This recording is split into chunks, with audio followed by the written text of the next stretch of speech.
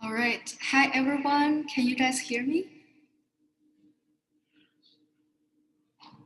Yes. Yes. Hi. We'll just wait for our artist to get back, so we can start.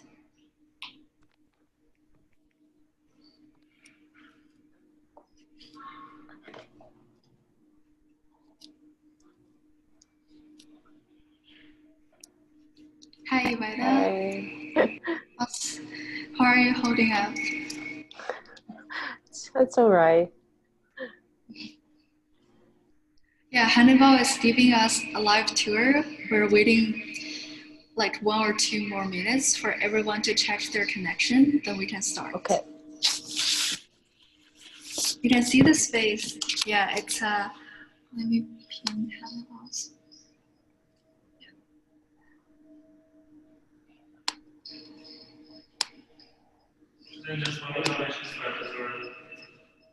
Yeah, we're seeing your view right now.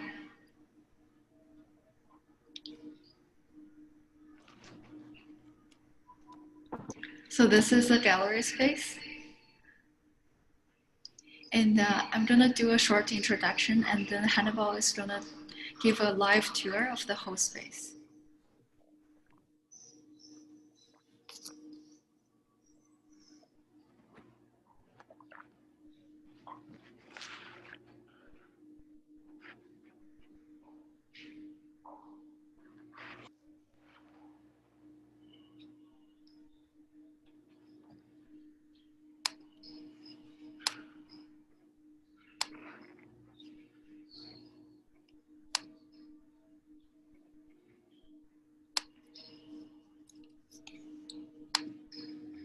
There's more people coming in, so I'm gonna wait 2 more minutes.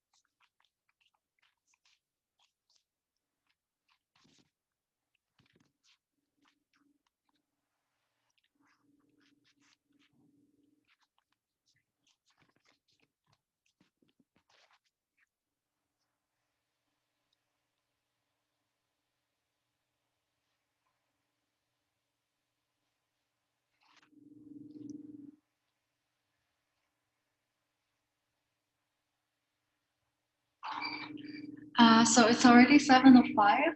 I'll just start. I'm gonna start by doing a short introduction of myself. My name is Xin Yao, and I am the curator of this exhibition and the founder of Time Art and Culture organization. I studied art history and East Asian studies at McGill, and I work occasionally as a translator, contributor, and researcher as well. So the hosting organization, Time, is based in Montreal and Shanghai. The nonprofit organization is dedicated to promoting emerging artists and facilitating community engagement.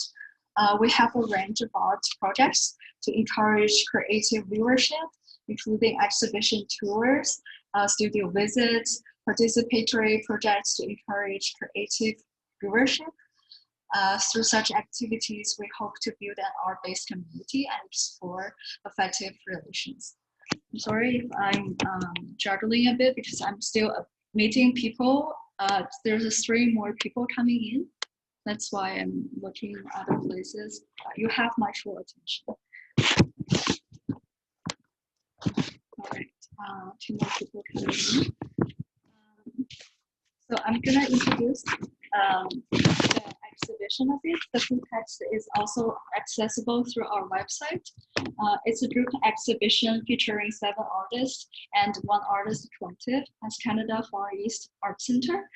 I took on this initiative when I was talking to 2 of my artist friends, Victoria and Iveta, Victoria Chen and Iveta Kang, talking about their experience of their year, their new works, and also their experience of making new works during this year. And I'm very happy that we can have this exhibition at this new gallery space. So this year has been, personally for me, has been a year of emergency, uncertainty, and anxiety in a lot of ways. For us, me and the artists, there's no better way than telling those stories, at times very personal, something than an exhibition. The title From Body to Body to Bodies is taken from the poetic model from the Documenta 1992 as a gesture of tribute of the most important exhibitions in history, which was also born in a time of emergency and crisis. This exhibition seeks to carry on the curatorial mission of Jan Hoet to investigate perceptual corporeality, the ways in which we feel ourselves to be fragmented, dissociated by virtue experience in our time of global crisis. There will be a future event, the roundtable discussion, which will be hosted on November 11th at 7 p.m. And more info will be accessible on our Facebook and also on our website. And another quick note, this exhibition is a special occasion at Canada Far East Art Center, and a generous gesture of the owner, Mr. Sun Shoujun, to support emerging artists in a time of uncertainties. After that, this space is going to be dedicated to supporting contemporary Far East art only, and it might be the first one to do so in Quebec and also in Canada. So now it's the most exciting section. Hannibal, can you give us the live tour to the whole gallery space? Hi everyone, so I'm Hannibal. Thank you so much for joining us tonight. I'll be giving you a quick tour of the space. Starting with a work by D.R. Mayo. Mayo is an interdisciplinary artist working in sculpture, installation, and performance. Her work explores the public life of marginalized bodies, comfort, discomfort, and adaptation. Moving on, we have a series of work by Paula Gilbert. Gilbert's work is a series called Contact Series. Gilbert's work is concerned with notions of trace and the ideas of the reciprocity of touch. She primarily works in sculpture and what she calls body-made objects. These are a series of sculptures called body-made, which are made by 2 people touching, compressing clay together, and thus kind of actualizing or materializing the space between them.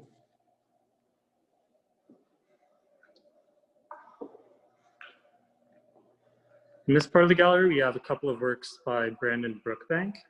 Brookbank is an MFA student at Concordia, and his works generally are concerned with deconstructing narratives of masculinity and family. And as you can see, these works in particular are concerned with ideas of arrested motion. Now behind me, we have an interactive oral installation by Victoria Catherine Chan. This may be a bit hard to translate over Zoom, but I'll do my best. As you can see from this accompanying video installation, hopefully that's coming through in the video, viewers are invited to lie down on the platform, sit down on the platform, and otherwise engage with it. And it is embedded with a number of transducers, which are playing a low frequency drone. And you can feel the drone go through your body, thus the title, Your Body Becomes a Speaker.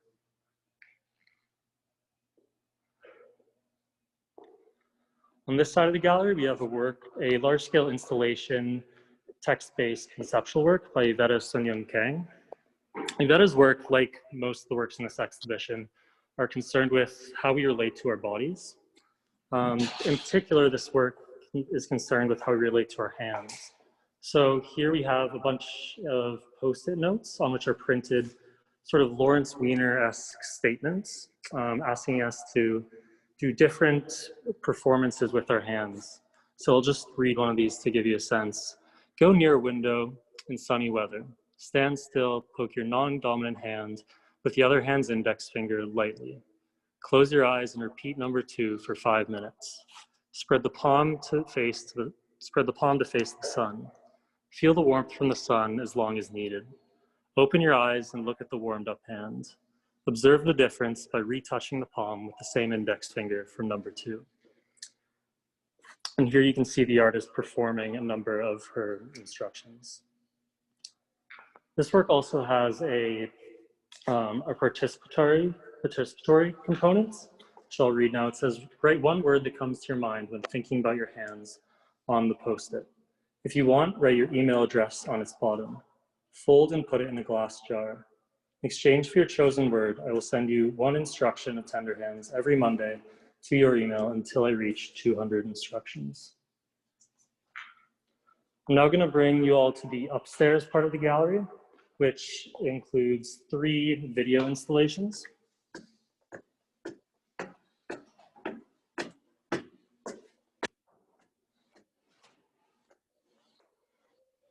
First, we have a work by Dana Dalbo titled Clinical Ethereal. This work, like much of Dana Dalbo's work, is concerned with an intersection of art, medicine, and science. She works on a number of artistic projects, one of which is Hybrid Bodies, which is concerned with ideas of organ transplantation and the affective implications of that. As you can see, hopefully this is translating through the Zoom video. This light is synced to the rhythm of a human heart.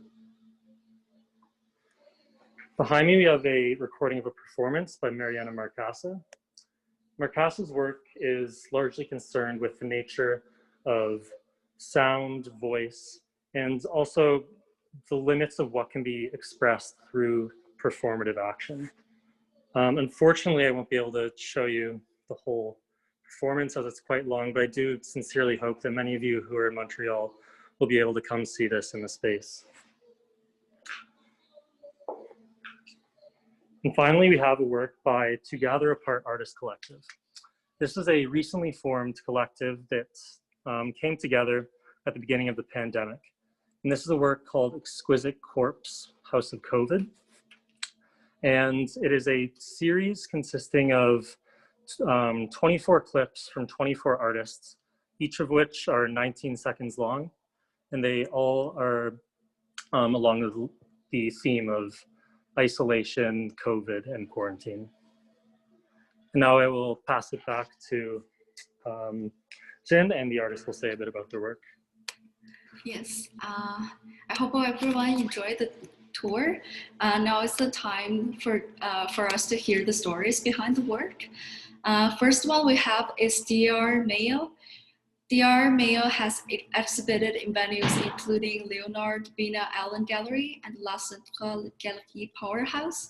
DR holds a BFA from Concordia University, where she is currently pursuing her MFA as well. Originally from Istanbul, she now lives and works in Jakarta, Montreal. DR, can you introduce your work? Of course. Hi, my name is Diyar, and like she said, I am from Istanbul, and I am living in Montreal now over a decade, since a decade. And actually, my name means a home you long for, a home you dream of. And I think it could not be more suitable given how I ended up here. And my interest in the presence of the notion of body in my work is directly related to this, actually, being out of place or being in a minority. And I think the anxiety that is, or the disturbed sense of a body maybe is reading from my work because of that, because I exist in a different language and in a different culture, and I think I carry that myself. This work that we are presenting in this exhibition is actually somewhat of a humorous, in a wry way, work, maybe talking about that, but not specifically about myself, but I think everybody has a certain anxiety, holding themselves just balanced, managing through a source of discomfort through their bodies. And this work is trying to create a feeling rather than convey a message or talk about something, that this feeling of slight discomfort in a gentle way that creates a perilous situation. That's how I see it. And I am looking forward to hear some feedback from my peers and people who view my work. Thank you. That's all I have to say. Thank you, Daya. I'm so happy to have my work next to yours. For the last 2 years, I've had the chance to witness your dedication and your dynamism towards your practice. And I find your work strong and engaging. I feel that we share some kinship in our artistic research. Our pieces presented here at the exhibition both speak, among other ideas, of the absence of the body and the potential for the object to be brought into performance. I don't know if you see it in your piece, but me, I would feel like putting up those pens and do something. I must say you talk better about my work than myself. Yeah, thank you. Okay. Thank you. Thank you for sharing, DR, and thank you for commenting on DR's work, Paul. The second piece we have is about Paul Gilbert. She is currently an MFA candidate at Concordia University, where she holds a BFA with great distinctions in studio art. Paul has been the recipient of awards including the Betty Goodwin Prize in Studio Arts. Her work has been shown in many juried group exhibitions, including Classe Matkil at the Fofa Gallery in 2019, and Ignition 15 at the Leonard and Allen Gallery in 2019. The artist now lives and works in Jakarta, Montreal as well. Paul, can you give us an introduction of your work? Yes, of course. First of all, I would like to thank you, Sin, for the invitation, and I thank the Time, Art and Culture also for giving me the honor to be among this group of talented artists, some of whose work I'm already familiar with, as I mentioned earlier about Dayar's. My artistic investigation revolves around the body, as it was mentioned, my female body of mature age, and the body in general, with a focus on its relation to space and time. As you can see in the text, both literally and philosophically speaking, my research applies to human and non-human bodies, alive and inert, real and imagined. I would like to speak very briefly about what led me to this body of work. In previous projects, I had developed performances centered around inserting my body into our inserting my body or interacting with the landscape. These interventions were always very gentle, and I seeked to insert my body, as Laura Levine in her book Performing Grounds would say, quote, not as an atomized individual moving within an environment, but rather as something that is coextensive with its surroundings, end of quote. These encounters with the landscape led to the fabrication of ceramic objects at the time, composing a new site responding formally to the geology, but also the objects were imbued with its haptic and temporal qualities.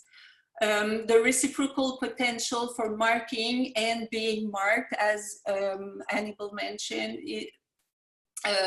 is always present, and inviting the viewer to encounter a space of reflection and contemplation.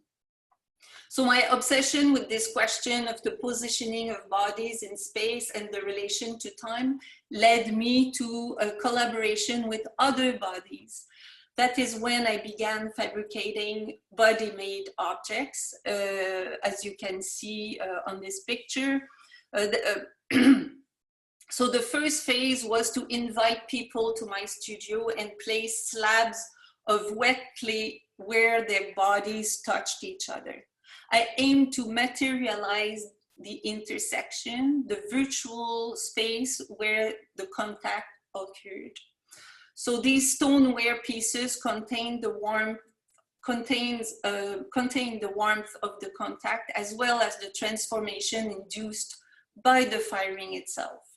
For me, they render an archaeological feel, as well as displaying a very organic and mineral, almost bony aspect.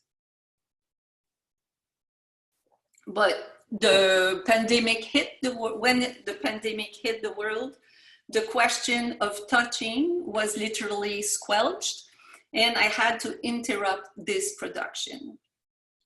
That's when I turned to knitting to build a device allowing to feel a body without touching it. Zin, could you change the picture, please? Yeah, thank you. So we could touch each other while remaining at 2-meter distance. So this simply came out as an urgency to act, to deal with a new disturbing reality. Those are some of the reasons that led to the choice of the color red, but the symbolic load became potent during the process of making. I reflected on the gesture of using one thread, constantly crisscrossing, and it brought forth the idea of social fabric and its interconnectivity, ideas such as intersections, being on the same thread, etc. I became interested by knitting as a way also of abstractly writing multiple stories, all punctuated by densities and apertures, revealing and hiding, containing flaws. I have used the device in Zoom performances over the summer, and I plan to keep exploring the relationship between the interior and the exterior of the object, and to develop ways where it could be shown at its full potential as a performance textile. Ideally, next picture, please. Ideally, to be able to get a good read of this piece, you need to get closer to the large format photography in order to realize that the knit is actually stretched over an old mattress.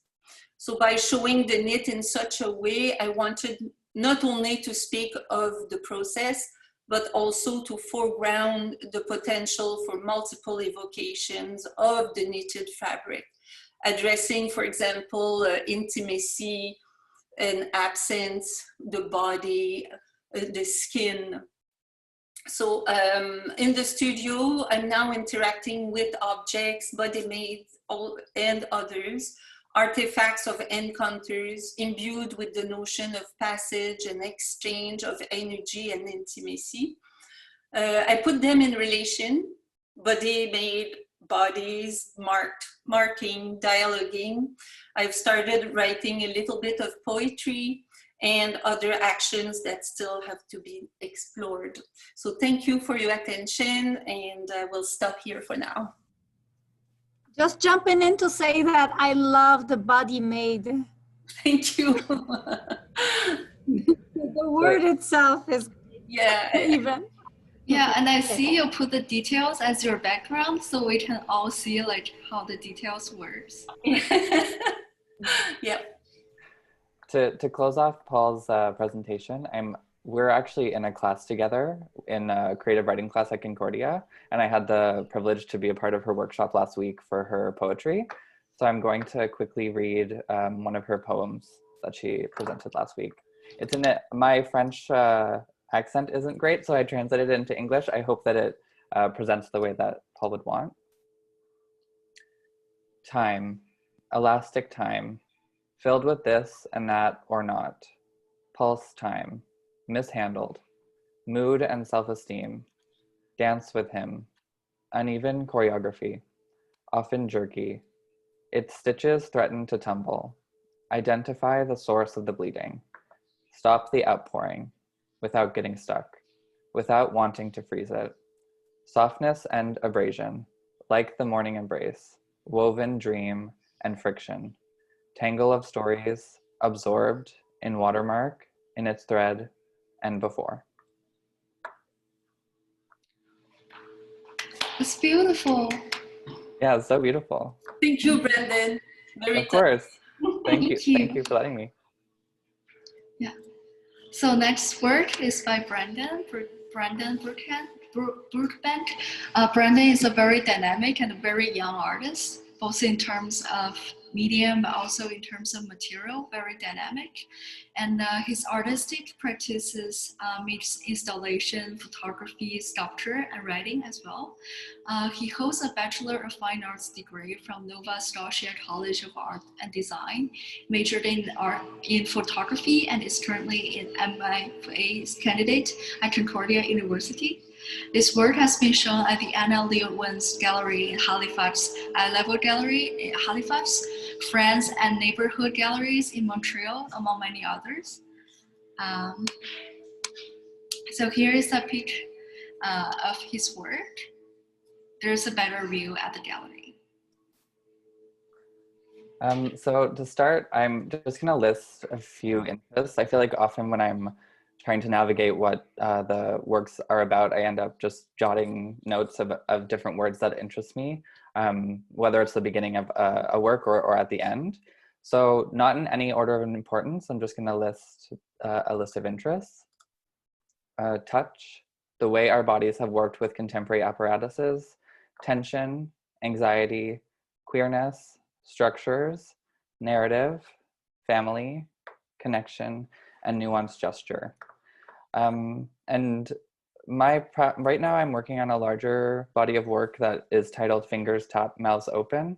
It's about, it starts at a point where I think about how our bodies are being manipulated with social media and with the way that we interact with different apparatuses. So that's the entry point, but then I'm also interested in a lot of different things, like the way that our bodies are in these states of waiting. So I'm just going to do a quick reading of a writing that I wrote about these two works in particular. These works both have a strong relation to touch, both physically and metaphorically, The images are manipulated in various ways to enhance this. They have been handled, wrinkled, and textured, transformed from their original state. The textures vary. Spin, which is this piece on the right, wrinkles, mimics the water behind the body and hand, smothers across the board, adhering stringently to the surface.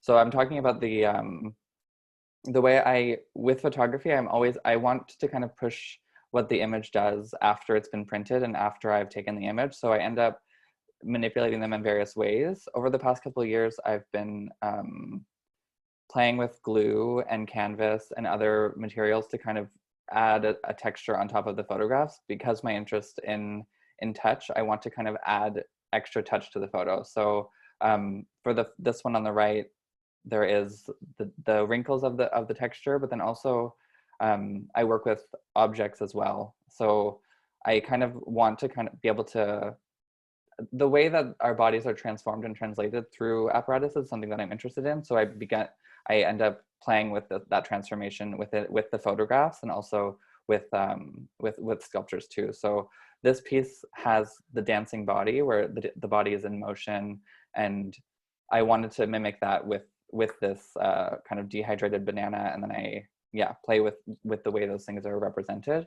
And then along the floor is this piece that is it's a new thing for me, so I'm still trying to navigate what it means. But I've been deconstructing various garments, and this is actually a lining of a suit. So it's two arms that I've tied together, so it's kind of falling off of the wall in this wiggly form to kind of also mimic the body in that the image of the body spinning and the banana as well. So to push that idea of the warped body even more, so the garment is wiggling on its own. So I was hoping that this play between the actual body in motion, but then the garment in motion also plays with those ideas. The hand on the right is also a blurry image, not from motion, but rather from camera work. There's a sense of waiting from this image. The gesture is subtle along the objects placed within this piece. So there's a squiggle along the knuckles that I've added from string, and then also this stem of lavender and these two bulbs that are kind of falling off of their home, but then also kind of solidified within the frame of the image itself. So it's hovering between movement and also hovering between a state of solidity and also so I'm kind of playing with those ideas, and then as partners, these works create a narrative of the body in motion, of the body in states of waiting, quietly hinging upon each other to examine daily subtleties, quiet intimacies, and everyday tensions. Thanks.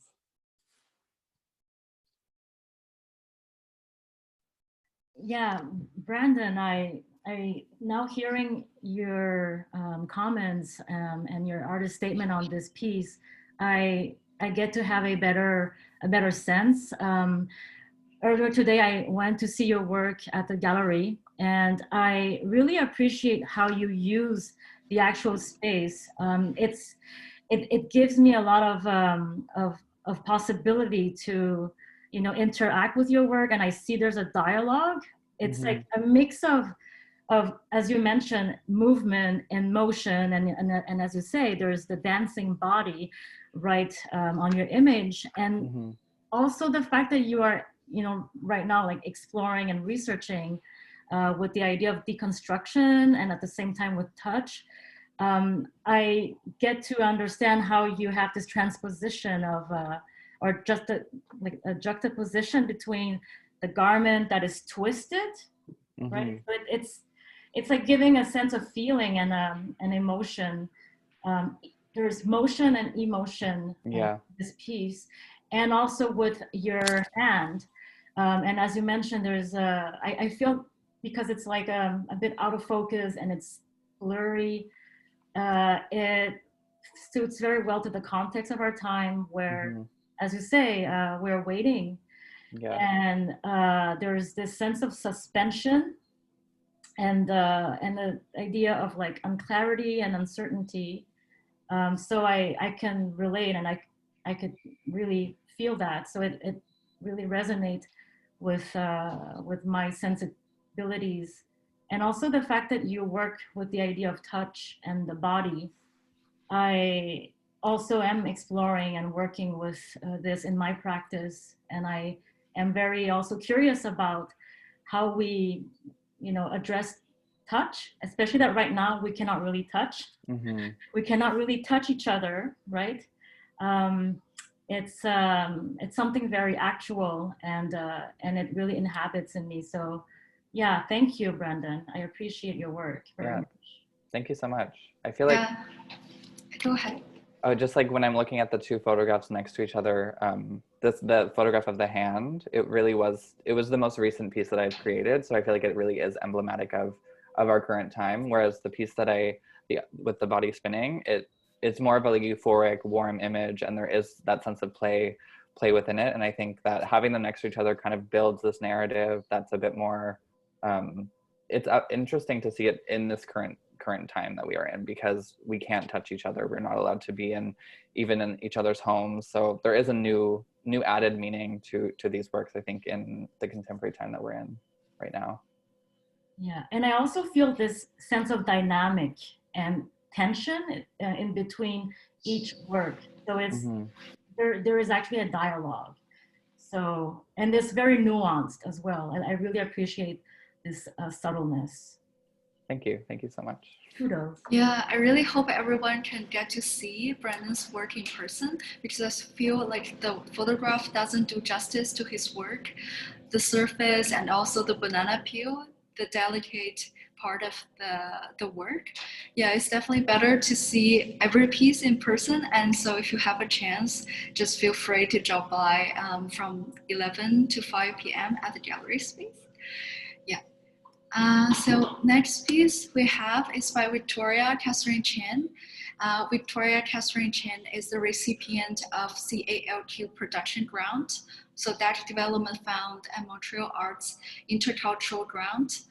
Victoria holds a BFA in directing from Zelig Film School in Italy and MFA in Intermedia from Concordia University. She completed a fellowship at Unidot Center for Documentary Art in New York in 2017 and founded Periphery Hours, a space I really love. It's a DIY art space supporting QT by Pod 2S artists and curators, and it was founded in 2018. Yeah, and here is a view of Victoria's piece, and I really hope everyone can experience the piece by themselves. That's me and Hannibal experiencing her work. Yeah, Victoria, do you want to explain more about your work?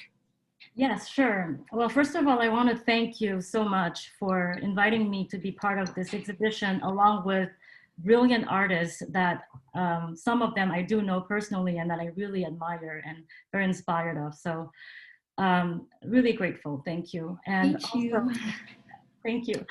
Oh, wow. And also I would like to acknowledge that my work is currently being exhibited on the Ganyet Gahaga unceded territory in Tjougtjage, also known as Montreal.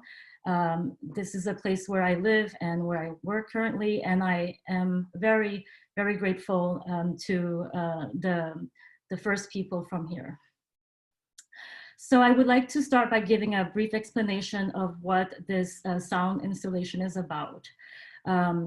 Your Body Becomes a Speaker is a sound installation inviting the listener to touch, to sit, to lie down, or to curl one's body on the wooden surface, whereby various oral frequencies and intensities are transduced into a haptic experience, and in which sonic vibrations resonate through the body. And as such, the body operates like a multi-channel audio speaker. This work asks the listener to radically reconsider the relationship to sound as an embodied encounter in which one is not only the recipient of oral sensory, but is also the medium through which the sound travels. In this instance, this piece experiments with body conduction technology that is audio transmitted via transduction through the human skin, the flesh, and the bones. And the sonic resonances shared between bodies and surfaces induce a sculptural vibrational map of the physical space, as well as an opportunity for social negotiation and cooperation, and also for therapeutic development. And I would like to give you a better insight of what are my questions and what is my curiosity and why am I so drawn into working with sound currently. So in this working process, I perceive sound as an invisible presence that can organize the movement. And maybe you can move it to the next slide, just to give a better impression of what this work is about. Yes, thank you. So yes, I perceive sound as an invisible presence that can organize the movement of human bodies, as you could see on this image here. The vibrating floor becomes an accidental choreographic topography. So I am very interested in how we relate the body in the environment, and also how can we consider the body as a site. So the idea of locality and topography really is part of the elements in my research. The interaction between the sound and bodies in space can be described in the sense of architectural forms that are in constant change in relation to the states of mind and the states of feeling. I'm interested in how bodies adapt collectively and unconsciously in their environment. I would like to also examine where the vibrations are transmitted. For example, how vibrations can go through the temple down to the human jawline, and how can we hear inner corporeal soundscape from a personal and collective perspective. What it sounds like and what it feels like when it's being vibrated on a horizontal body, together and individually. So as you see here on my installation, I really want to invite people to be at a horizontal position, because I think we spend most of our waking life during the days standing, sitting, all in vertical position. So I would like to propose a horizontal position, which is something that it's different from our daily life activities, except when we are in a sleeping position. So it's also a way to experience the sound, not only with our ears, but to listen with our bodies. And my curiosity to these questions seek to discover possibilities that could be different from traditional style of, for example, speakers and earphones, and also traditional style of perceiving and feeling and listening sounds. So this is the intention behind that, and this is what I am exploring. It's really looking for alternative way in addressing sound vibration and also the politics of low frequencies. So I'm gonna stop to here, and I can't keep going, but if there's any further questions, I'm happy to respond. Yeah, hi Victoria. Hi Vera. So yeah, I mean, like really wanted to experience that installation like yesterday, but I couldn't. So I'm really curious how that experience would be. And while like listening to your presentation, I've got two questions actually, because I know that one of your past works was also involved with some light and changes in light. And also in your presentation, you also mentioned like vibration, as well as this installation is also about sound, although like along with many other like layered conceptions as well. So I was wondering what sort of makes you interested in those invisible matters. Wow, that's a really good question. Thank you for asking. I am interested in, mostly a lot of my work deals with the contrast and the contradiction between the visibility and the invisibility.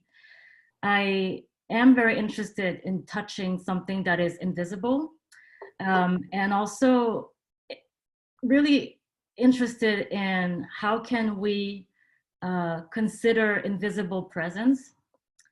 And by asking this question of invisibility and invisible question, I am very interested in things that are unheard, unseen, but rather felt. So for me, by addressing the idea of what is being felt, I use, for example, touch. And I think that touch opens up a huge realm of different senses, because you can be touched like tangibly. Also, you can be touched in terms of like something that is visceral, but you can also be touched like emotionally. You can be touched also somatically, unconsciously. So I am trying to explore the idea of awareness, how to be aware when things are actually surrounding us in our environment, and how can we activate or reactivate certain part of us, and also how do we reconnect with our body, or also how do we reconnect with our way of listening something that is unseen. Then like, what do you think what you just sort of explained in terms of invisibility and visibility could be sort of connected, relevant to the sentence that you said in your presentation, therapeutic development? Because when you said, like, explaining this work, this installation, you said therapeutic development, and I was like sort of curious how you see, you know, this work as a therapeutic process, or Yes, the way how I see the therapeutic possibility is I find that sound is healing. And I also find that the connection between sound to our hearing and to our ears is not just limited to our ears, but it's connected to different parts of us. Like, I am very interested as the idea of like wholeness, like the body as a wholeness, but the sense of like hearing as a wholeness. Listening is something that is not only limited to what's going on our head level near our ears. And I think that sound healing is very therapeutical, and it's, I think people who has tried the work and experienced it, they feel that it's very soothing, and that it's very meditative and relaxing. So for me, these are therapeutic. And that's what I'm trying to, that's my attempt with this piece. Thank you so much.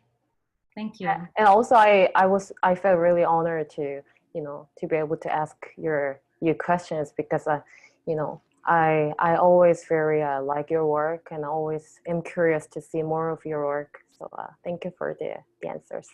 Thank you. Thank you both for sharing, and we're going to move on. Next work we have is by Iveta Song-Eun-Kang.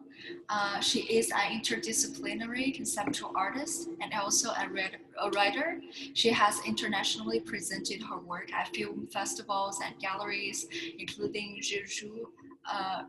Iveta, correct me. I'm terrible with Korean. Jeju International Film Festival. And Leonard Bina Allen Gallery, MAA, MoMA's Art House, Arlington Art Center, etc. In 2016, she was shortlisted for Simon Blay Award in Canada. She has also published a poetry collection entitled Absent Seed. So this is a preview of Iveta's work, and this is the whole setting. Yeah, thank you, Carrie. Sorry, I apologize. I'm terrible with portraying No, characters? no, that's fine. It was a Jeonju International Film Festival, so it was pretty close, I think. And I think I'll just speak really short because I think Hannibal already like did a really good job showing each of my components in the installation. So just to add something, like to add more shortly, those are instructions, like 50 instructions that I started writing since since the first lockdown back in March. And since last year, I've been researching on anxiety and depression and other mental disorders. And also I've been like practicing to try to come up with some imaginative sort of methodologies inspired by psychiatry. So that's how I got sort of triggered to produce this work. So like, you know, like because of pandemic, we spent a lot of time indoor and working a lot from home. So like writing has been one of my core, writing and cinema have been my core practices. So like last March, when things are shut down and locked down, I'll just sit at my desk and I write one instruction every day. So those instructions are not really, they don't make sense to some extent, you know, so you can follow it, or you are just asked to imagine the movement instructed by some of the instructions. You don't have to do it with your body, but you can in your mind.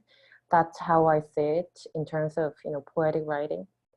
And for that kind of inspiration, I took sort of I did some research and also practice what was called Felden crisis. So Felden crisis is one of movement discourse that, this is what I learned. It might be wrong, but from my research and my own experiences, Felden crisis, you don't have to like actively move your body, but you know, it's always start with just imagining your body and recasting your body in your brain, so that there'll be little gap or no gap between your mind and body. So that's how I been trying to relate to it in terms of my practice. And like Hannibal explained, there's like a little table along with the instruction. And so if you're in Montreal, I would really love to encourage all of you to go there and write one word that comes to your mind when you think about your own hands, whether it's relevant to the context of pandemic or not. And that's, I think I'm gonna collect the word after this exhibition, and then probably those words will be sort of part of regenerating into my future work, because for my upcoming project, I have been sort of intending to invent a new currency that could be used between the audience and myself as an artist and the audience as a participant. So that's that. And yeah, I think that's it for now. Yeah.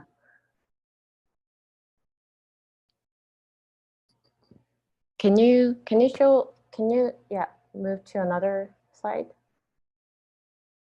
Yeah, this is the video of training instructions selected from the 50. And this Tender Hands was part of a group exhibition last July. So I did like 14 live performances on Instagram of the gallery. So this is a video I got from the live performances.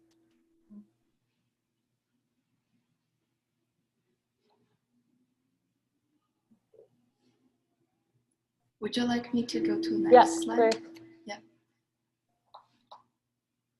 Yeah, so each instruction has different instruction, and most of them are composed of 5 or 7 sentences. So if you go, or you can also visit my website to read the currently existing instructions as well as upcoming instructions. You can find, I hope, yeah, I think they're pretty fun to follow. Yeah. Yeah, I followed a lot of them when Iveta live streamed them during the pandemic, and some of them I remember vividly. And I already wrote, a lot of people already wrote some word and put it in your jar, so you will have a lot to collect afterwards. That's great. Yeah.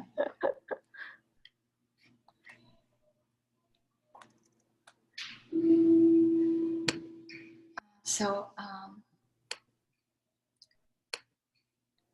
Anna, can you hear us?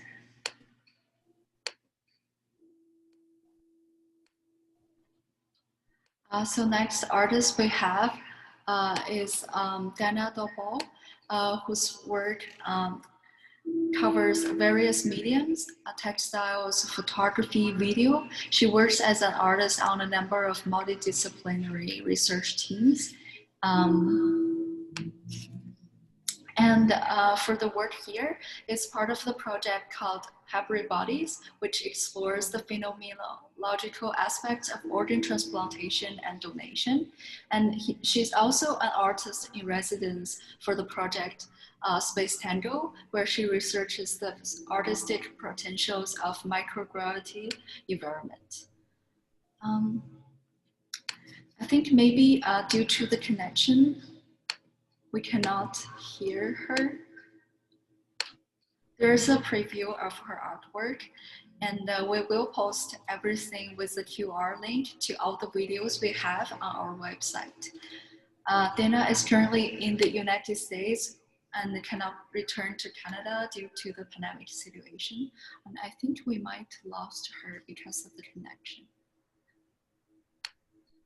So I'm just gonna introduce the next artist, Mariana Marcasa, and if she can join us back, I'm just gonna add her to the end. So Mariana Marcasa holds a PhD in clinical psychology and has currently finished her postdoctoral research at Concordia University, where she works with Sense Lab's Active Listening Lab, Angelic Vico, and the Wiki and Performing Arts Collector La Park. He's the author of the double book Benzo Sounds and Benzo Landscape, an English-Portuguese publication by Gross Field Edition, published in December 2019. Her work has been shown in Brazil and internationally, SBC Gallery, Darling Foundry, Eastern Bloc in Montreal, MAM, and Sao Paulo, Musée du Mar, Rio de Janeiro, MAC in Brazil, and also Matadero, Madrid. I'm sorry about the Spanish words or the Portuguese characters. This is a view of Mariana's work.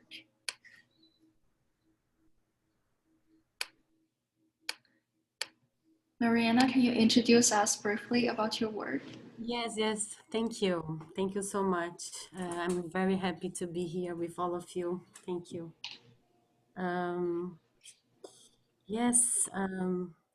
happy to be able to revisit this series of performances because they speak of a very important process of my research creation.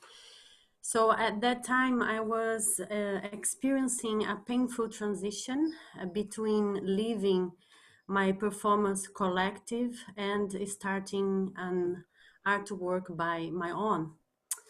And this happened between the years 2011 and 2014, precisely between my master's and doctoral studies. So it was also, I took this challenge as a research creation for my studies, for my degrees.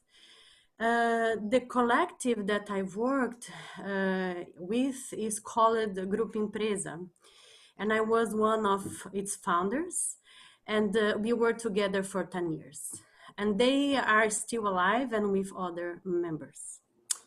And so it's not easy to start something on your own, especially when you have had incredible collective experiences. And the experience that I had with Grupo Empresa, that is with the performing work of the group and the years that I've lived in the Central West region of the country, in Goiás, in the heart of Brazil. So all of this brought to my body the awareness of a colonial memory that is inscribed in the bodies and the landscapes of that region. So I was feeling, I was young at the time. I started working with Grupo Empresa. I was like 18 years old when I started working with Grupo Empresa. It was my undergrad in visual arts. And then we had 10 years of performing and working in collectives in different spaces, in different cities in Brazil, in different cities in Europe. It said it was a boom of collective organizations. It was at the beginning of the 20s. So when after 10 years, and I felt the necessity to investigate some questions that I couldn't investigate with Grupo Empresa. But at the same time, I had that 10 years of experiences, and that experience brought me the awareness of the colonial memory that is inscribed in Brazil. So that was a tense situation, and I didn't know how to deal with that, but I need to deal with that in somehow. And I needed to work with this colonial memory. And when I say colonial memory, I'm talking about a vivid memory. It's alive, it's in our bodies, it's in the structure of the country. It's not easy to live in Brazil. And especially in the Central West, in the core of Brazil, in the heart, it's close to the capital, Brasilia, where I have lived, in Goiânia.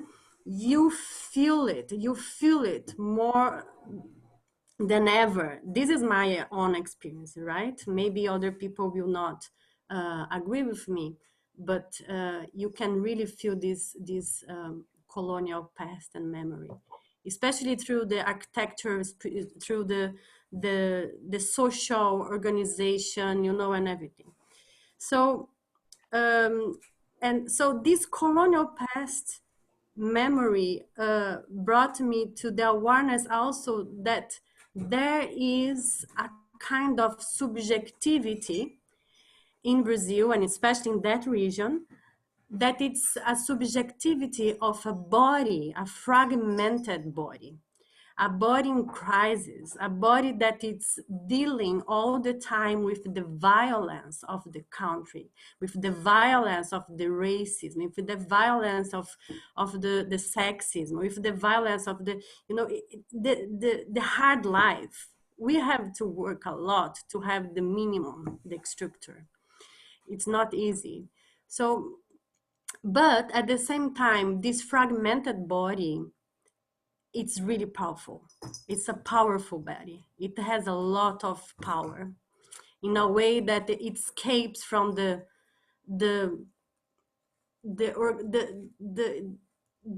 way of well thinking, you know. It escapes. It's a schizo body. So the first thing that happened then, when I got this awareness, was I could write a text that's called "What Body Is That?" What body is that? This text is was translated in English, and it's accessible through the Inflections journal in the edition that it's called Exhaustion. So you can access this text. So, and the text talks about this fragmented body. And the fragmented body was created through my lived experience in Goiânia, in Brazil. And it's a between fiction and lived experience. So it also talks about the experiences and the stories that we as a collective had together. And also they talk about the stories that each one of us in the collective had as a person in our life. So then after writing this text, I felt a huge impact. I was absolutely affected by the text. It's something that I'm not the author of the text anymore. It has its own life, and it was full of forces and affects that were affecting me a lot. And I could hear voices from the text that I would like to make it audible. It was at the beginning of my research that led me to where I am at now, which I investigate voice, memory, sound, sound is vibration, and sound therapy, and so on. So what I did at that time, because I was trying to explore those voices and the effects of the text, the sound of the words and etc., I was pushing myself during the performance, pushing my limits, pushing the limits of the body, and trying through the limits or during this limit to read the text, because I was trying to evoke the sounds and the affects of the text. So in this performance specifically that you can see my photo, I was naked for, I entered the space naked with my horn, a big horn, an instrument, a blow instrument, and I start to spin around and spin around and spin around until exhaustion. And at some point I stop and I try to read the text. And the sounds and the stories of the text really affected me. I start to cry and etc. So I was trying to deal with this colonial past in somehow. And then later on, I will develop a research about the bonzo, etc., which is a psychopathology from the colonial Brazil colonial, etc. So it's a big conversation, but yeah, it was very important for me, and that's it. Thank you so much. Thank you. Just so everybody knows, the text Mariana mentioned is also on exhibit at our gallery space, and we will post everything after the vernissage for the text to be accessible to everyone.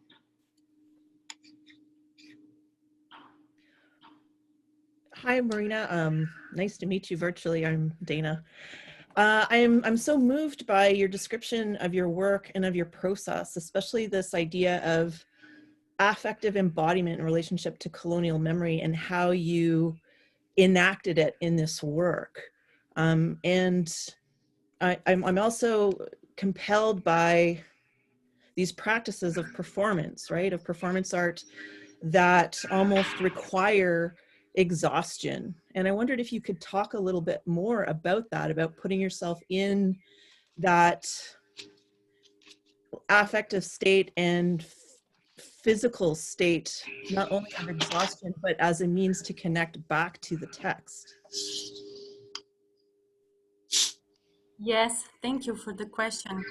Yeah, well, this exercise of pushing ourselves into limit is a practice that we have experienced a lot with the collective that I told you, right? So it's very common in the group Empresa works.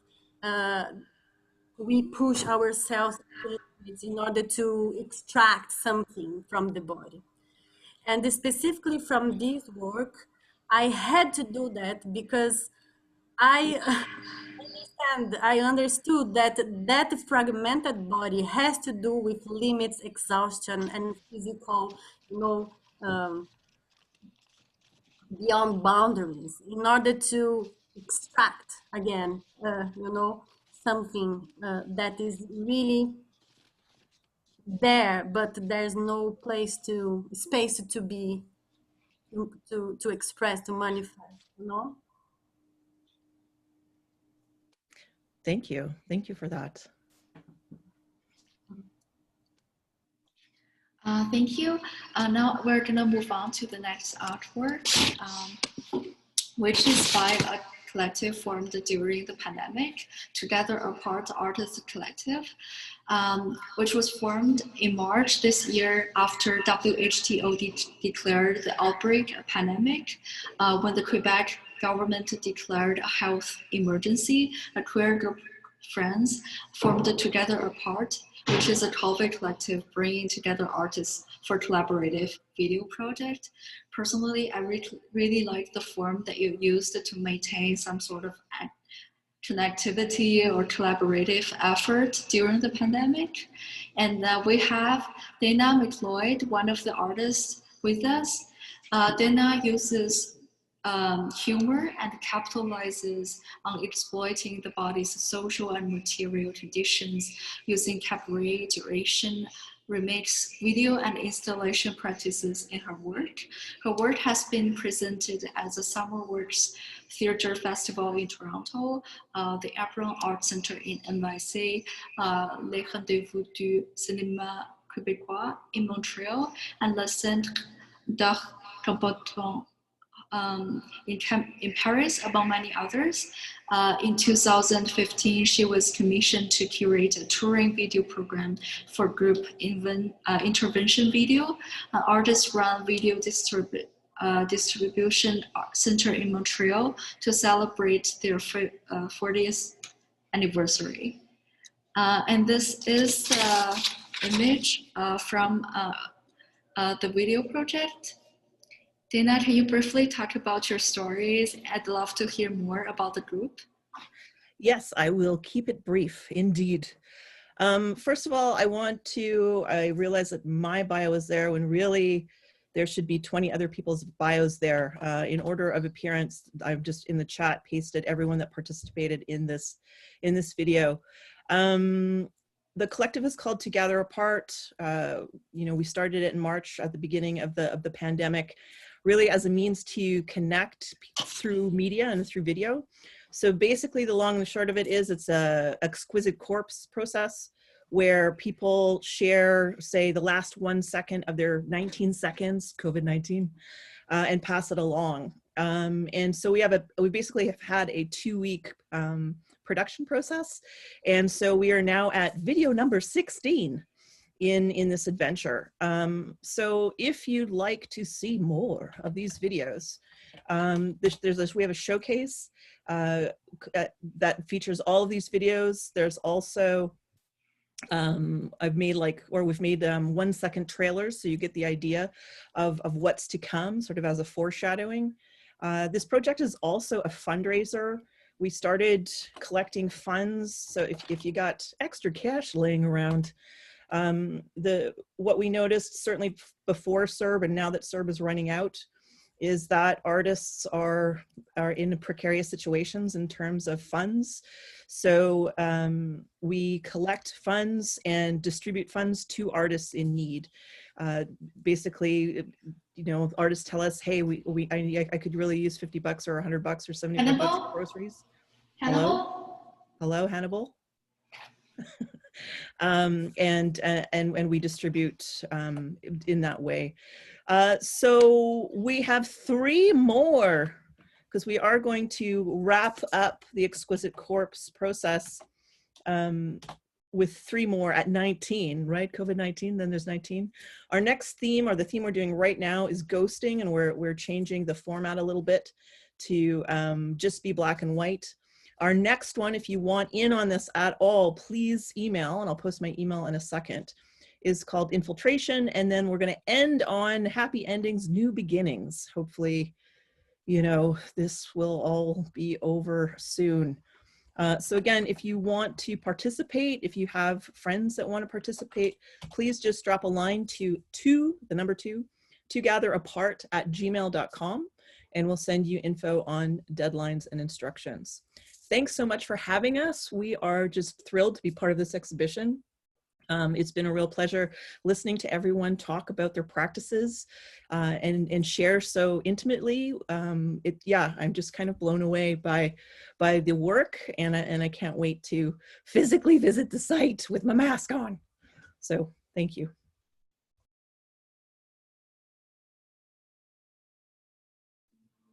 Thank you for sharing. I really enjoyed the visual aspect with different clips coming on.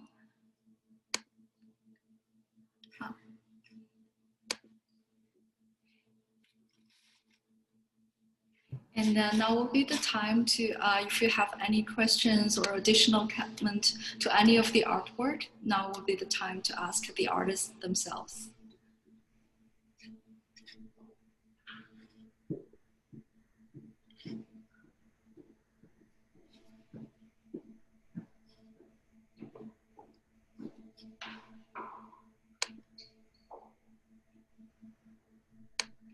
I actually do have a question, but my question is to the curator of the show.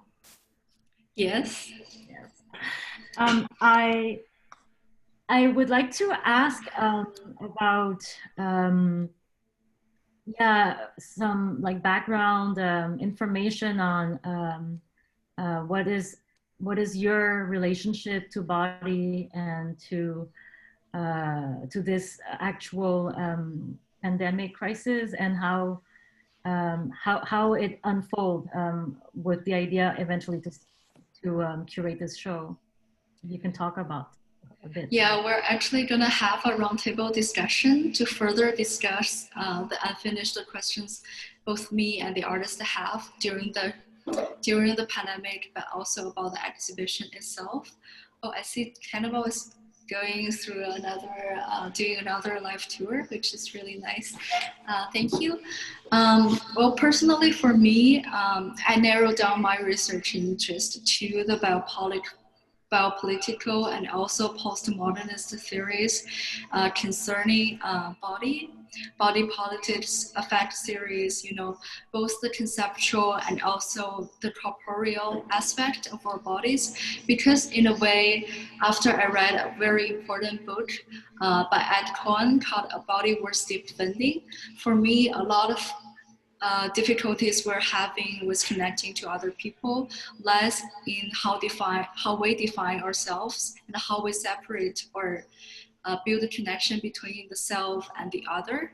And in a lot of ways, because of the pandemic, we are made more aware that the body we remember today is very much about medical entity, built through the system of immunity and also defense. And this kind of modernist presumption would saturate every aspect of our life, and especially because of the pandemic, with the social distancing and the hand sanitizing, this kind of experience. And then I saw some very touching work by Victoria and also Iveta, whose work I participated a lot during the pandemic, and I really loved this experience with a new connection with my body, but also I asked my friends to participate with me. So I think it would be really nice to thinking about the idea of body, but also the body experience in various new perspectives, really. Because we have lots of artworks here offering different perspectives on various ideas, concepts, things like intimacy, how to deal with anxiety, how to feel our bodies that can be both fragmented, absent, but also present in a lot of ways. So yeah, that's a shorter answer for your question. Thank you. I really appreciate you answering, and it's very, very precise and give me a lot of insight. Yeah, I really hope like everyone can have a chance to experience the artworks, because a lot of them are interactive or site specific. We can hear the sound of Victoria's and feel Victoria's installation, and also gets to see you know, the details of Paul, of Brandon's work. There are so many details that photographs would do justice to any artist's work. So if you have a chance, we're open for 14 days with a possibility to extend the exhibition. And of course, we're gonna honor the rule of social distancing and COVID restrictions. So we're gonna have a few more minutes if anyone have any comment to others' work or questions, and then we're gonna wrap it up. And I hope to get to see more people on the roundtable discussion. And we're gonna do a photo and video archive of the artworks here after the exhibition, and we will archive the things on our website. Yeah, so that's the sound table. That's the sound installation of Victoria's work and Paul Gilbert's very beautiful red textile and Brandon's work right there.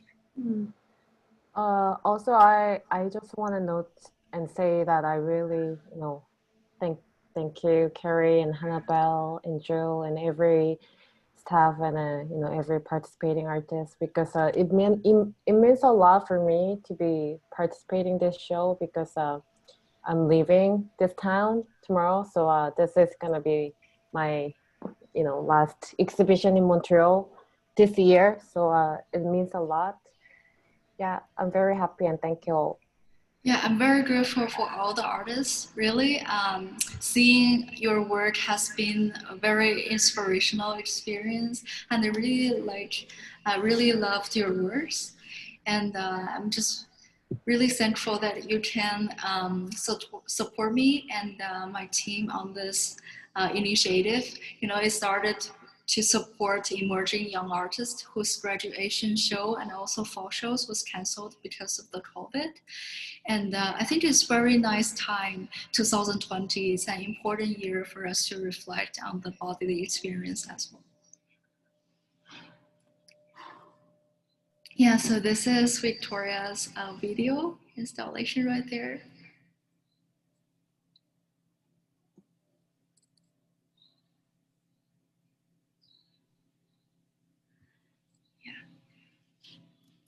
Are we at Sense Lab, Victoria?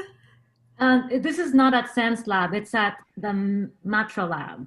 I think what is interesting about showing this piece at the Matra Lab is the acoustic specificity of the space, because it's a wooden space and you see the floor, it's wooden floor, so it gives a completely different acoustic quality. Absolutely. I can imagine. It's much more powerful, huh? Yeah, and also the fact that it's in a closer room, you are really more mindful and more, you actually have more time to really connect with yourself. But I also really appreciate floor. It's different because it vibrates a lot. Mm-hmm. Yeah, I just experienced today. It's yeah, it's amazing to feel the different vibration, you know, you sort of build up, and also the sound. The more you hear, the different parts you hear with, you have a very different experience. So yeah, definitely experience it when you have a chance. Yeah, I hope everyone gets to try it, and I'm really curious to hear the outcome.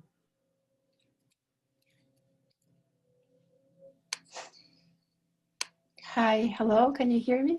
Yes. Yes, oh, hi.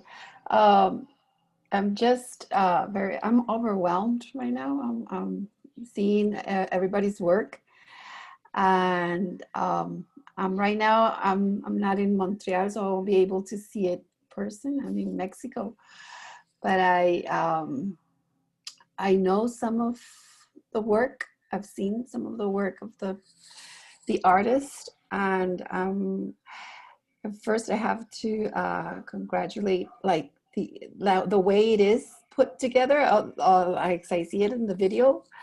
I think it's like the journey through the space. I really liked it.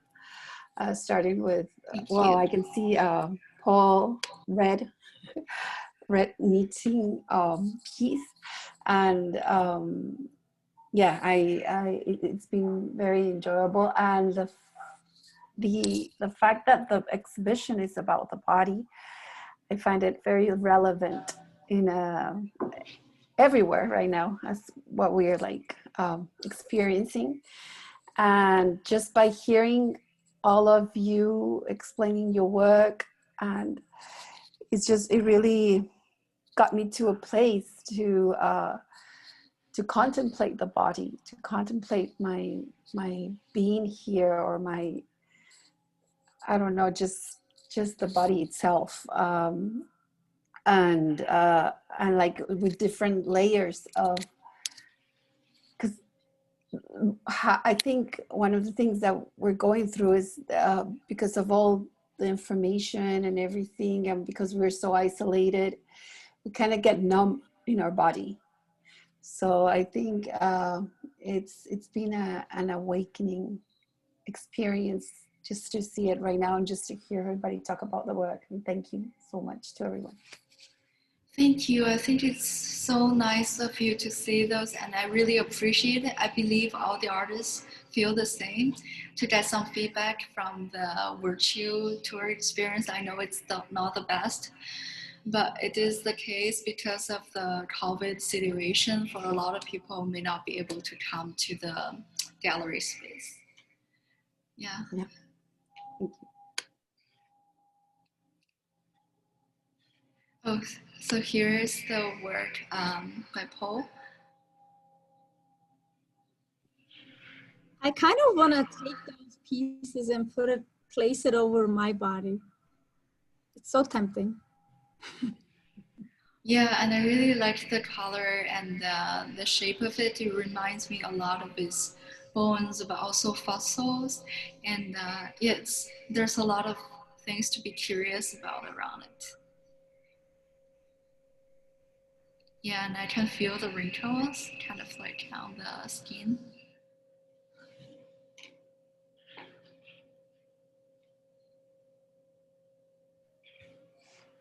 I just want to say that I think the whole show, it's very political. It's a very radical and political statement that we are bodies. You know, we are flesh. We are that space in between, and the sound and the touch, and we kind of, with all that we're going through, I think we forget our own bodies. So thank you so much. That's, again, I just had to say it. Thank you. Yeah, I know for a lot of people, body is definitely intrinsically political. And I think this exhibition is a reflection on that, but also on opening another alternative for us to experience the body with intimacy, with emotional experience, you know, just to feel the connections with different people in different ways. So I think it's really nice to see this during a time of pandemic, especially with the fear of connecting to strangers, of the fear of connecting and touching to each other. But get to see these works means a lot to me. I'd like to bring a thought to what Arundhira just pointed out, and I really appreciate this comment from her, that we are bodies, and that it's actually, I do see it's political, and your statement, your curatorial statement in this exhibition. I want to say that I think about a month ago we had a conversation together, me and you, Carrie, and one word that really strikes in me is when you mentioned that in Chinese philosophy, or perhaps in Eastern philosophy, you said that body, contrary to Western culture, the body is perceived as porous. Yes. I remember you told me about that, and it still stays in those words. Yes, it's part of my research project, actually. the book I mentioned by Ed Cohen, but also a lot of modernist philosophical scholars, the way they describe the body is like maintain a solid form that encompassed surrounded by our skins, and but the Chinese body, especially the post-80s contemporary art, the body exists primarily on relational forms, and that's how I feel it's quite interesting to think about, especially during this time. And I think to focus more on the affective and relational possibilities could be a positive way to imagine different ways of connecting between people, but also define the self and the others. Yeah, and so now Hannibal is doing the tour of the second floor. It's really nice, thank you. Yeah. And we have Mariana's piece again. It's very powerful, and I like that it's long degree. So you get to feel that kind of ritualistic experience by just contemplating on one work for a long time.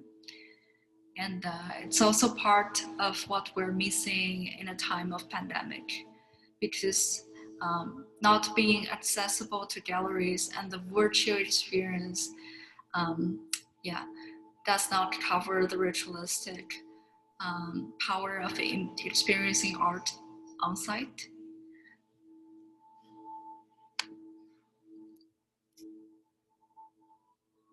If there's, yes? Can I ask a question to Mariana? Yeah, sure. Yes. Hello, Mariana. Nice to see you on screen. When you were mentioning earlier while presenting your work, which I really love, I am a big fan of your work, and really honored to be part of this exhibition alongside with you.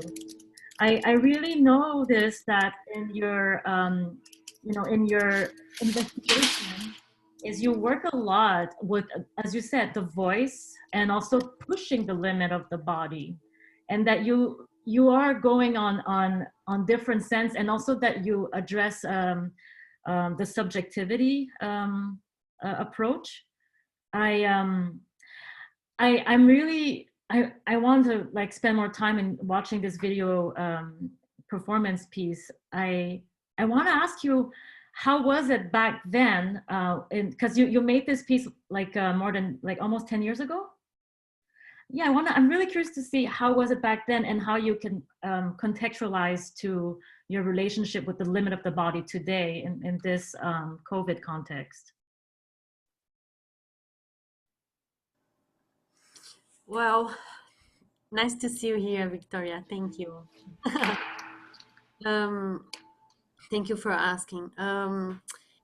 Yeah, that was very interesting to look at back there, and to look at that this series of performances, because it is now, I didn't know at that time, but now I can see back there that questions about the affect of text, the voices of because it's a literature text. It's not a academical text. It's a literature. It's a fiction.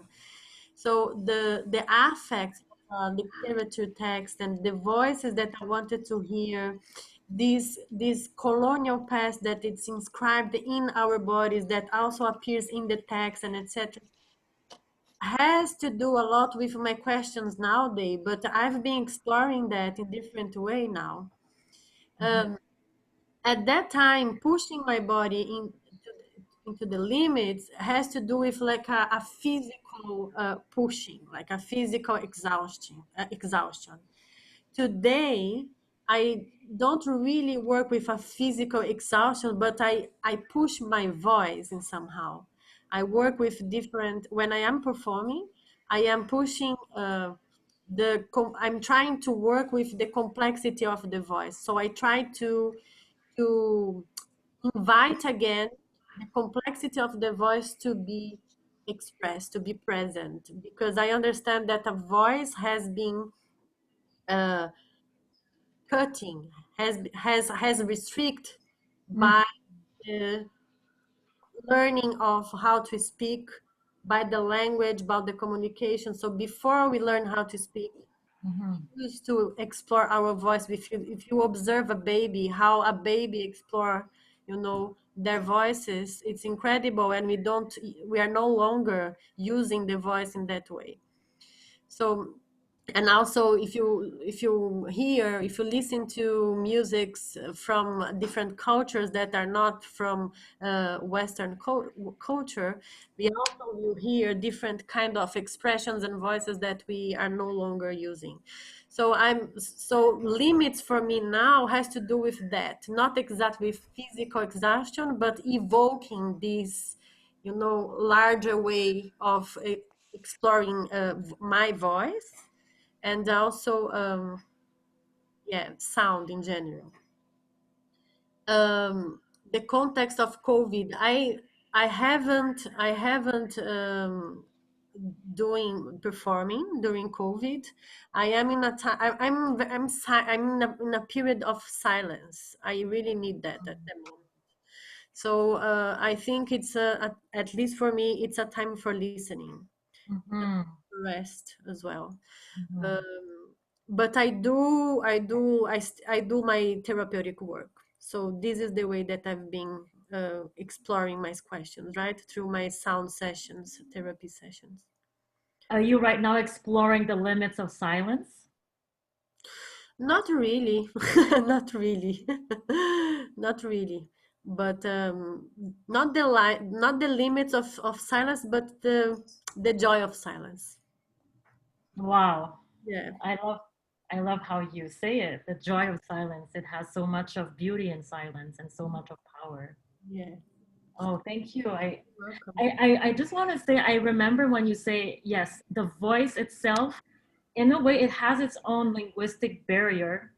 And you're, in a way, trying to like set free the vocal element at the most like original, in the most original sense. Yeah. Because it's true that when we use language to communicate and to express with each other, there's a sense of limits, and it's confined, right? Absolutely. There are rules in language, Absolutely. and I feel sometimes we cannot always explain or express something with words or with verbs and conjugations and vocabularies, right? And this is something I really appreciate from your proposition to us. Thank you, Victoria. Thank you.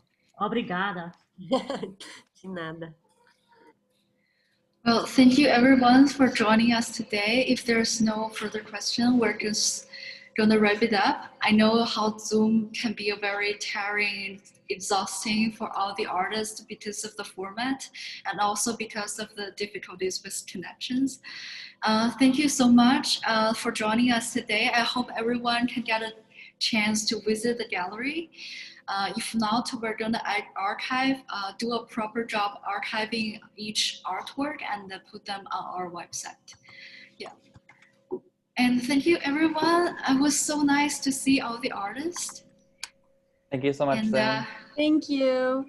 Thank you. I hope everyone have a good night. Thank you so much. Yeah. Bye. Bye. Bye everyone. Good night.